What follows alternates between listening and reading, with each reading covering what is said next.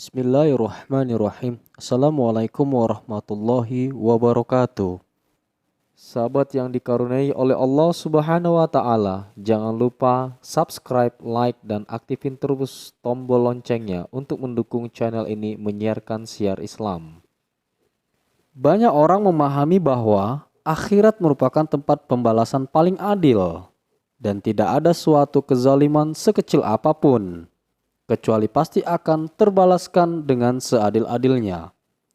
Allah Subhanahu wa taala berfirman dalam surat Al-Jasiyah ayat 22. Dan Allah menciptakan langit dan bumi dengan tujuan yang benar dan agar setiap jiwa diberi balasan sesuai dengan apa yang dikerjakannya, sedangkan mereka tidak akan dizolimi. Seluruh manusia mengetahui dengan benar dan pandangan mata mereka menjadi lebih tajam ketika melihat amal mereka masing-masing. Allah Subhanahu wa taala berfirman dalam surat Qaf ayat 21 sampai dengan 22. Tiap orang akan datang bersama malaikat pengiring dan malaikat saksi. Sungguh kamu dahulu berada dalam kelalaian tentang peristiwa ini. Maka kami singkapkan tutup yang menutupimu sehingga penglihatanmu pada hari ini sangat tajam. Bahkan seluruh perbuatan mereka tercatat secara sempurna, detail, dan lengkap dalam catatan amal. Tidak ada sedikit pun alpa di hadapan Allah. Allah Subhanahu wa taala berfirman dalam surat Al-An'am ayat 38. Dan tidak ada seekor binatang pun yang ada di bumi dan burung-burung terbang dengan kedua sayapnya, melainkan semuanya merupakan umat-umat juga seperti kalian. Tidak ada sesuatu pun yang kami luputkan di dalam kitab. Kemudian kepada Tuhan mereka dikumpulkan. Rasulullah Shallallahu Alaihi Wasallam menjelaskan tentang adilnya penegakan qisas dan pembalasan atas setiap kezaliman dalam sabdanya. Sungguh, semua hak akan dikembalikan kepada pemiliknya pada hari kiamat, sampai kambing yang tidak bertanduk akan diberikan kisosnya dari kambing yang bertanduk. Hadis riwayat Muslim.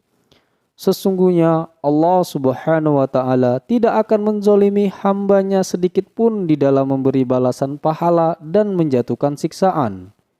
Bahkan rahmatnya mendahului murkanya. Allah Subhanahu wa taala berfirman dalam surat Yasin ayat 54. Maka pada hari itu seorang tidak akan dirugikan sedikit pun dan kalian tidak akan diberi balasan kecuali dengan apa yang telah kalian kerjakan. Sahabat yang dikaruniai oleh Allah Subhanahu wa taala, jangan sampai kita termasuk orang-orang bangkrut sebagaimana disebutkan dalam sabda Rasulullah Shallallahu Alaihi Wasallam. Tahukah kalian siapakah orang yang bangkrut itu? Para sahabat menjawab, orang bangkrut di antara kita, wahai Rasulullah, adalah orang yang tidak mempunyai dirham dan ludes barang dagangannya. Rasulullah Shallallahu Alaihi Wasallam bersabda, orang bangkrut itu dari umatku adalah orang yang hadir pada hari kiamat dengan membawa pahala sholat, puasa dan zakat. Namun ternyata dia telah memaki orang ini dan menuduh orang ini, memakan harta orang ini dan menumpahkan darah orang ini serta memukul orang ini. Maka orang ini diberi sebagian kebaikannya dan orang ini diberi sebagian kebaikannya.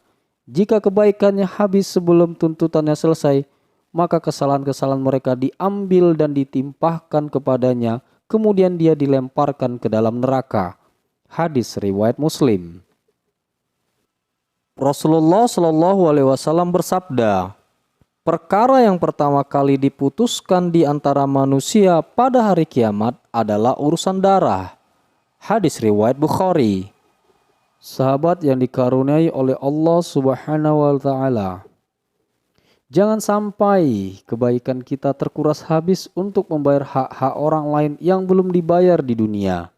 Jangan kita kembali kepada Allah dalam keadaan bangkrut dikarenakan banyaknya tagihan kezaliman, sehingga seluruh kebaikan kita habis untuk menutupi dan membayarnya. Maka kembalikanlah semua hak-hak orang lain mohonlah kepada mereka agar dihalalkan sebelum datangnya hari di mana dinar dan dirham tidak berguna lagi dan hanya bisa dibayar dari kebaikan kita. Rasulullah Shallallahu Alaihi Wasallam bersabda, barang siapa yang pernah menzalimi seseorang, baik kehormatannya maupun selainnya, maka mintalah dihalalkan pada hari ini, sebelum datang hari yang ketika itu tidak ada lagi dinar dan dirham. Jika dia memiliki amal soleh, maka diambillah amal solehnya sesuai kezaliman yang diperbuatnya. Namun jika amal solehnya tidak, maka diambillah kejahatan orang itu, lalu dipikulkan kepadanya. Hadis riwayat Bukhari. Bahkan sesama kaum mukminin pada hari kiamat nanti akan saling berbalas kisos hingga setelah benar-benar bersih dan tuntas, baru mereka diizinkan masuk surga seperti sabda Nabi Shallallahu Alaihi Wasallam. Kaum mukminin lolos dari neraka lalu ditahan di sebuah jembatan antara surga dan neraka, maka satu sama lain saling mengkisos kezaliman yang mereka lakukan di dunia hingga setelah tuntas dan bersih, baru mereka diizinkan masuk surga.